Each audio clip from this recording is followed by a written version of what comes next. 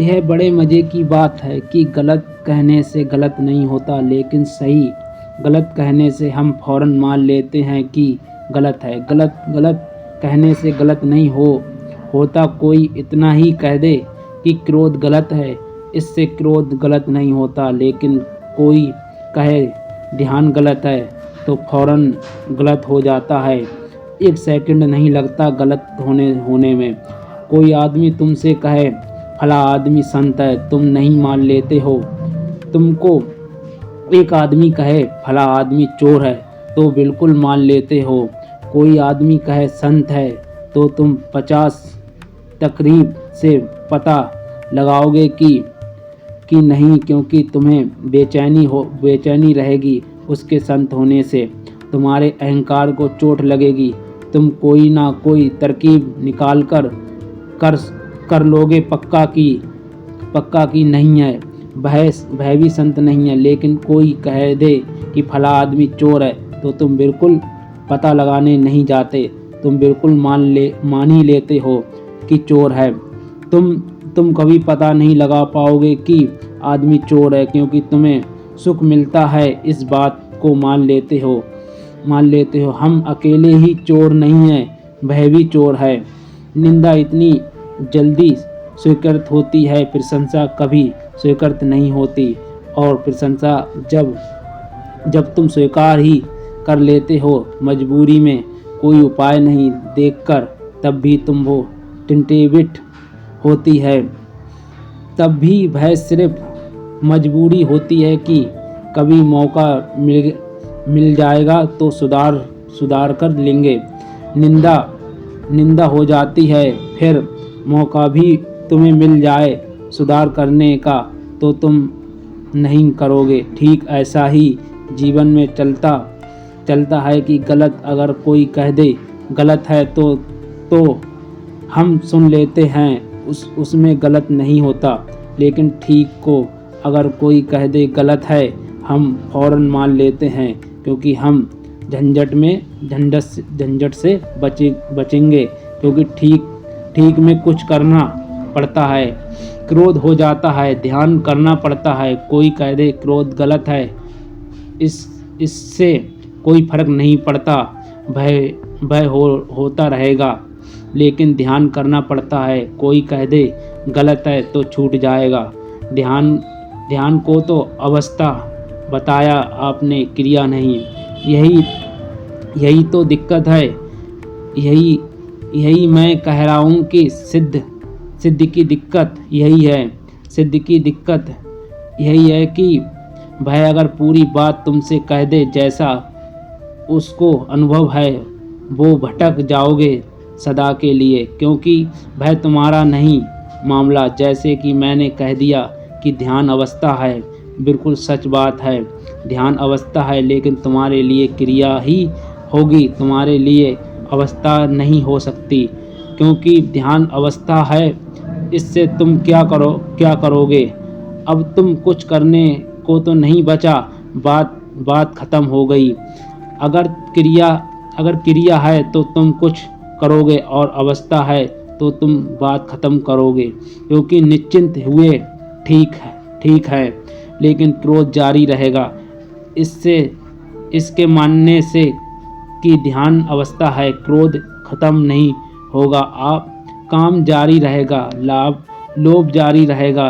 यह जो तकलीफ यह है कि अगर तुम्हें देखकर कहूँ कि मुझे कुछ ना कुछ झूठ बोलना ही पड़ता है, और अगर अपने को देखकर कहूँ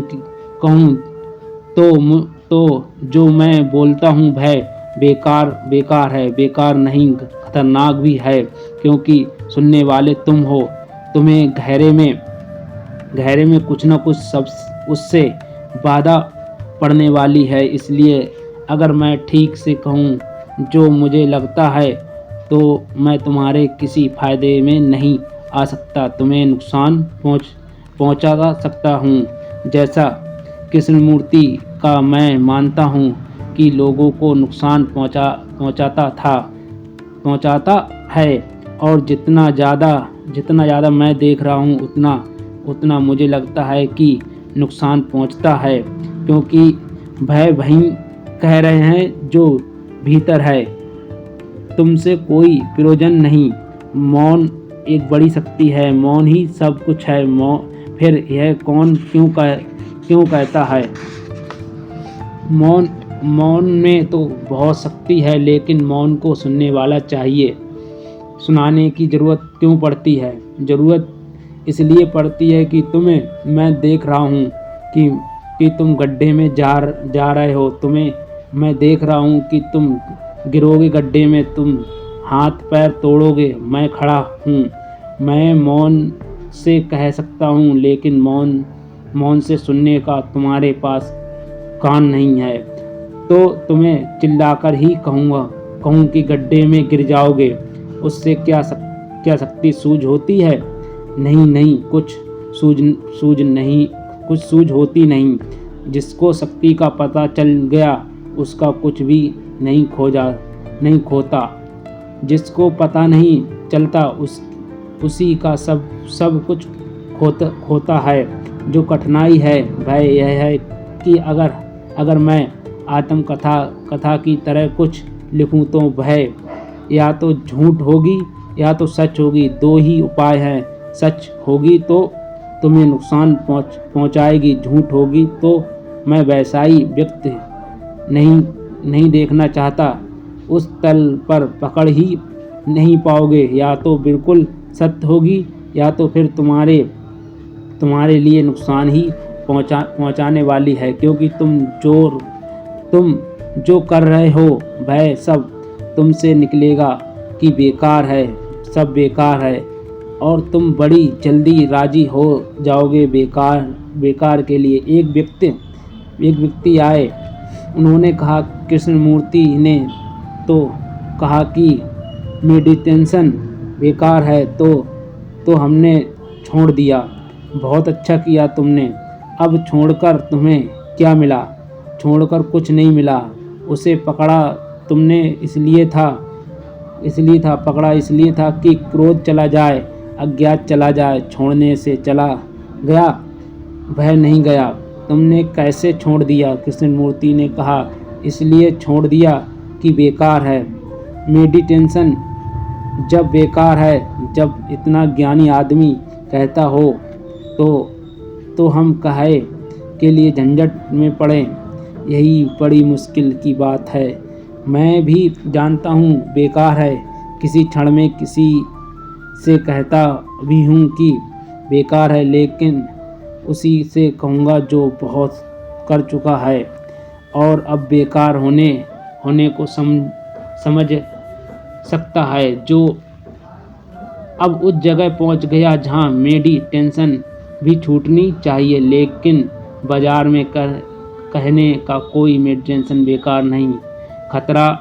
खतरा है बहुत। अभी उसने तो मेडिटेशन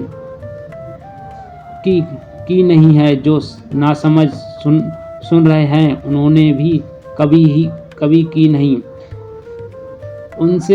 उनसे तुम कह रहे हो कि बेकार है, वह कभी करोगे ही नहीं। अब उनको बहुत राहत मिल गई है कि बिना ही किए सब हो गया, मामला ख़त्म।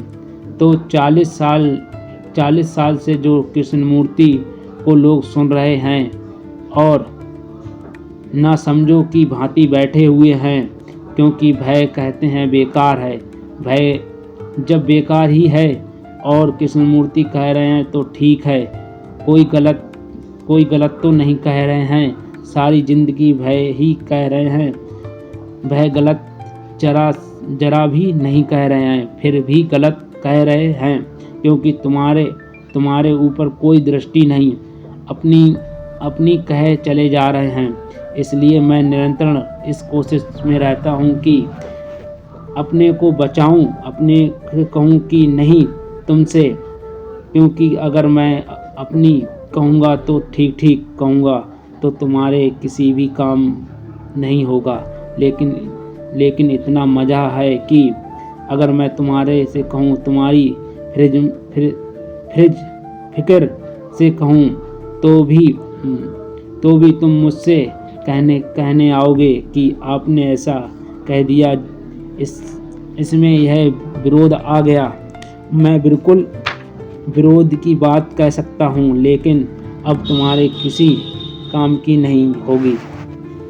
हाँ, इतनी काम की होगी कि जहाँ वो वहीं ठहर जाओगे।